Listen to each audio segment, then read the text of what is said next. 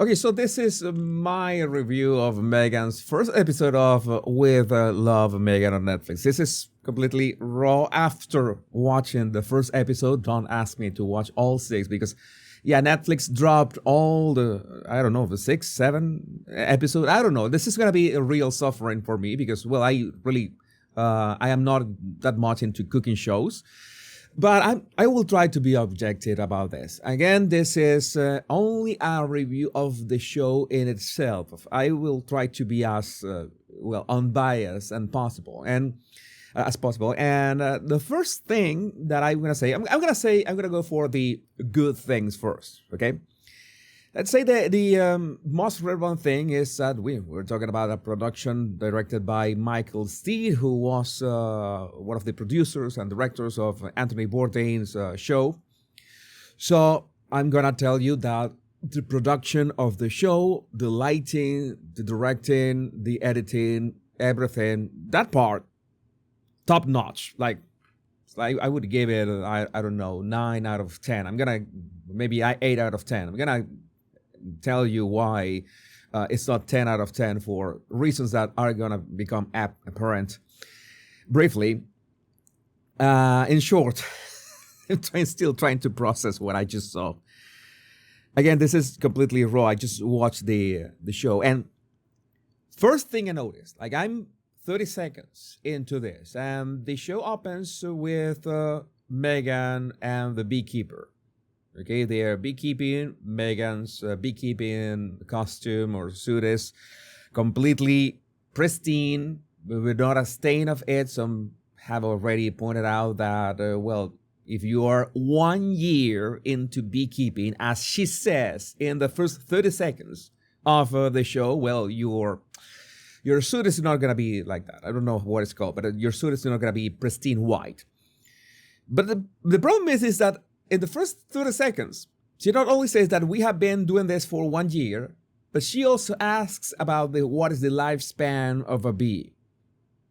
I mean, that is the moment that I realized. I wanted to believe. You remember that I wanted to believe that this was going to be a, okay-ish show.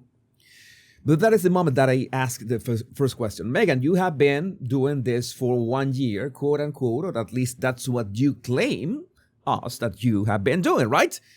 Then how come you haven't asked that question before?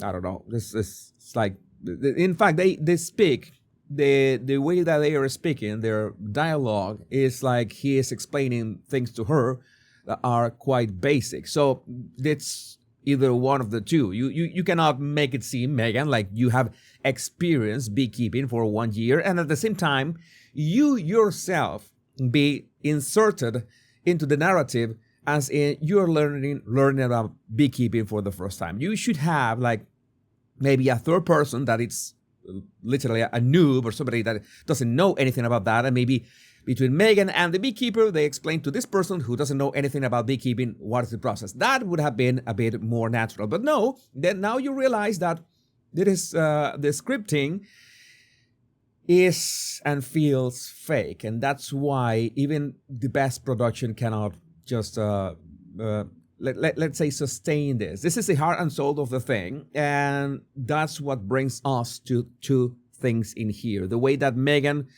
talks to, in this case, to the beekeeper at the start. Okay, at least she was talking to embodied human being that was next to her. But in some instances, before the guest arrives, she's talking to this,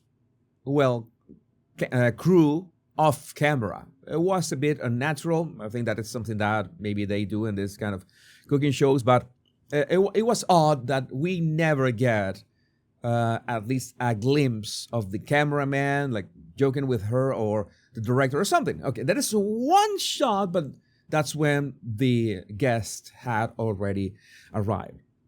Having said that, we go to the main problem that I see with the show.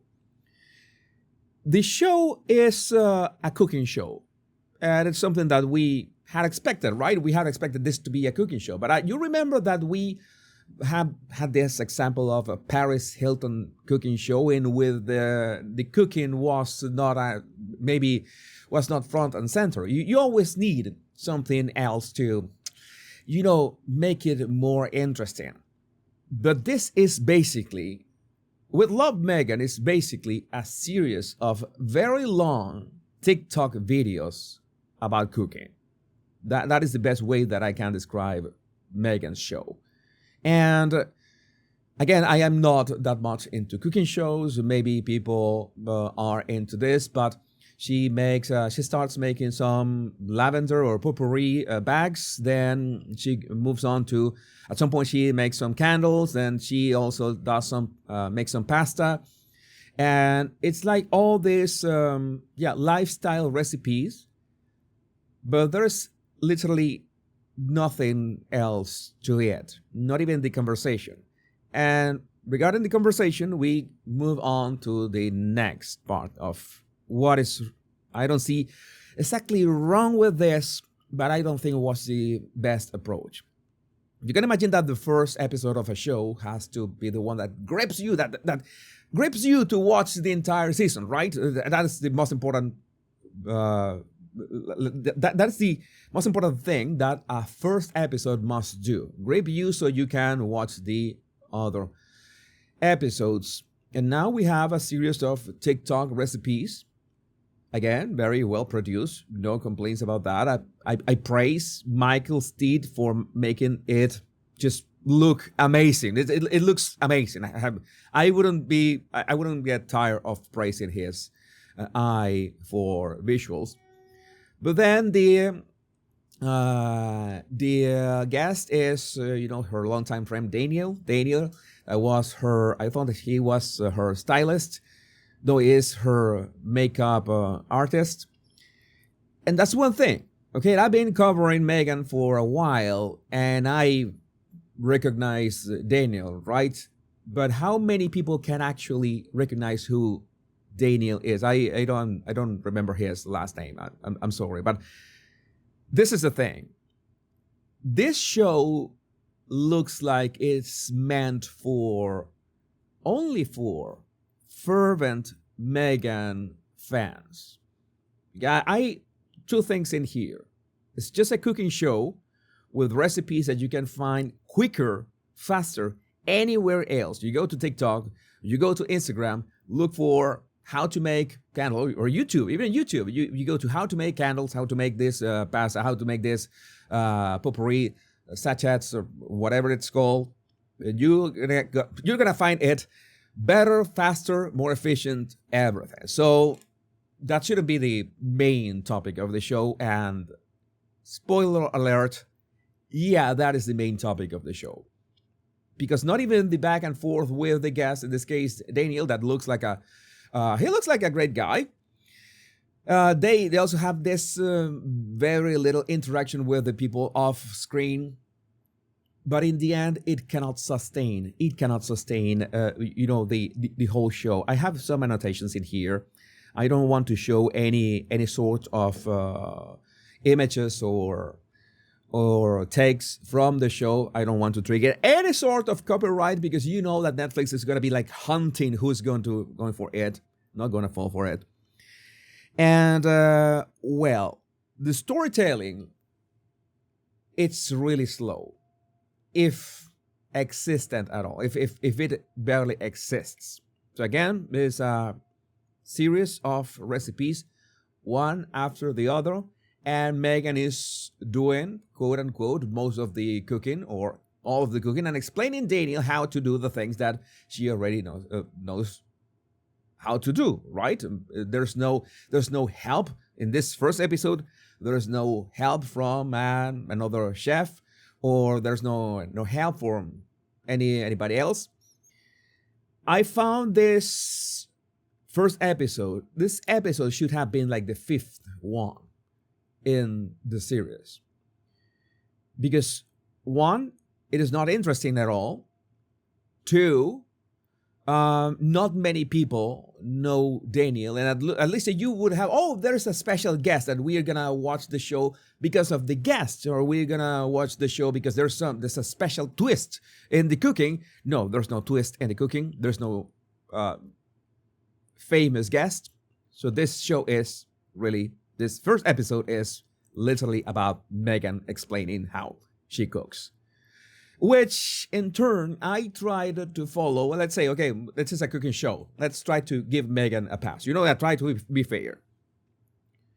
So I was watching the show and I said, I'm going to try to follow the steps that Meghan says. And again, since you need the editing to be a bit, fast, so to get people's attention, which in itself, it's a bit hard, I found the explanation of the recipes a bit superficial. Again, if you wanted this stuff to be really, really good, pasta, for example, there's some details that you would need and you will get better from any YouTube video. Again, it is not entertaining, like at all, and it is not really, informative in the way that a cooking show should be. So it lies in this kind of limbo between these two genres, and you don't even have an interesting guest, sorry Daniel, to lift the show up. So yeah, this is there are not many facial expressions. Let's talk about body language for a minute. There are not many facial expressions or body language that you could say, okay, there's one. I could count one in the entire show, which tells me that this was highly curated and Meghan has pretty much always the same facial expression. There's no surprises in here. I counted one. Maybe at some point when the copyright embargo sort of lifts, or maybe if that is included in some promo, and Netflix, I'm pretty sure that Netflix would be desperate right now because people are just destroying her show, which I'm thinking that I find it just boring and a bit pointless. And yes, what is the thing? With other thing, we got like a kind of intermission talking about bees again. Meghan is retrieving some honey and beeswax with the beekeeper, and they still talk about the process like this is the first time she's doing it. So it's a bit odd. Okay, you have been doing this from 1 year, or this is the first time you do it? Because if this is the first time you do it, that would make sense, like so much sense, because, well, for everything. But no, Meghan wants to make it seem the beekeeping sequences expose that Meghan wants to make it seem like this is she's seasoned at this. Yeah, she's an expert at this, and at least for the beekeeping part, no, Meghan, this ain't it.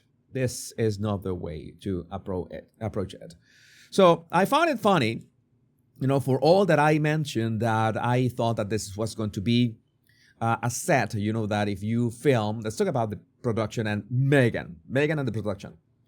I thought that this was going to be in a studio, in a well-controlled lighting, and that you can film at any time of the day, and you can control the lighting at any time of the day. You can film in the morning, on the afternoon, or even at midnight, and the lighting is going to be exactly the same. No, this is the real deal. This looks like her Montecito house, even if the decor doesn't look like the style of her Tuscan villa. This is not Tuscan at all. In all cases, this seems like this was a part of the house built only for the show. That would make sense at the same time, because you want like a fake ceiling so you can include some lights. It's going to be very hard to include if you have a normal ceiling. So in that regard, again, the production was very good. And the last part of the episode, I found this interesting. I think the last part of the episode is in her house. I haven't checked that they go outside to this chairs that you like beach chairs that you can lie down on them while they are eating the desserts that they made, and they have an amazing backdrop of it would be Montecito, right? Santa Barbara. I don't know how to say that. And Meghan says these words. oh, this is not a backdrop. This is not a green screen. This is real. And I don't thought to myself, yeah, I think that Meghan has been watching my videos.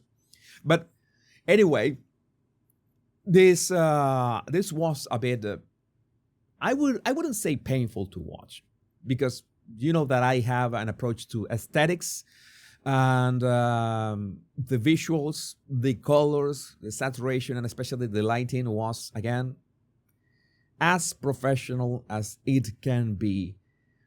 But I'm having a hard time understanding who is this show for. This show is for making people buy your products. What kind of people? What is your target audience? Because I don't see how younger generations are going to sit through this and not feel bored, because the speed at which you can learn a recipe in 1 or maybe 2 minutes on YouTube, TikTok, or Instagram is just savage. All right. So this looks like more, you can sit down and watch this and watch Meghan. And yes, the thing is that this 100% is banking on Meghan as the main star. Okay, there's no fourth wall breaking, like Meghan talking directly to the camera, making some kind of jokes, some kind of oddity, something, anything that breaks the monotony of the show in itself. And I think that is a cardinal sin. I haven't seen any other reviews of other outlets, but I'm gonna tell you already that the most recurring word that is gonna appear in these reviews, it's that the show is simply boring, because it's not worth it. It would have the appeal if you are a staunch Meghan fan, and that's it. Again, this is just from the first episode. This is my observations from the first episode regarding, but I would like to know, because so many of you know much more about cooking than me, I'm pretty sure that you're going to spot inconsistencies in the ways that all the things that she did. Okay, I am not the cooking guy. I am the royal rogue, the bottle language guy, so cooking is not my strength, but I'm pretty sure that many people are going to point out, hey, she missed this, or this makes no sense, whatever. This is the most basic approach to making a cooking show. There's nothing more to it. There is no edge. There's no, let's try to do this a bit different. Let's try to stand out this way. Let's do something outrageous. Let's do something crazy. Let's make it less safe. All right, not in the like you're gonna make it the cooking less safe. I mean the concept of the show, but none of that is there.